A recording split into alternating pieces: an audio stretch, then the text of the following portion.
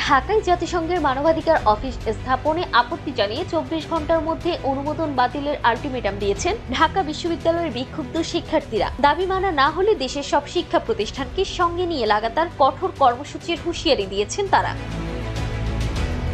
আজ রবিবার বিকেল 4টায় ঢাকা বিশ্ববিদ্যালয়ের কেন্দ্রীয় গ্রন্থাগারের সামনে ঢাকা বিশ্ববিদ্যালয়ের বিক্ষুব্ধ শিক্ষার্থী বৃন্দ ব্যানারে আয়োজিত সংবাদ সম্মেলনে এই আলটিমেটাম দেওয়া হয়। সংবাদ সম্মেলনে লিখিত বক্তব্য পাঠ করেন ঢাবির ছাত্র জিয়াউল হক।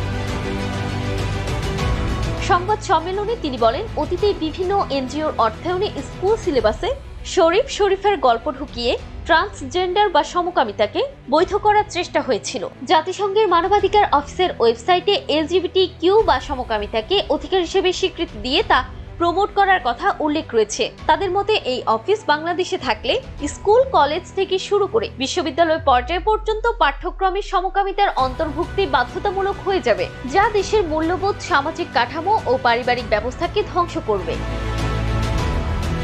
হুঁশিয়ারি দিয়ে জিয়াউল হক বলেন, কোনো অবস্থাতেই জাতিসংঘের মানবাধিকার অফিস বাংলাদেশে থাকতে পারে না। আমরা একাধিকবার সরকারকে অনুরোধ জানিয়েছি, কিন্তু কর্ণপাত করা হয়নি। তাই অন্তর্বর্তী সরকারকে 24 ঘন্টার আলটিমেটাম দিচ্ছি।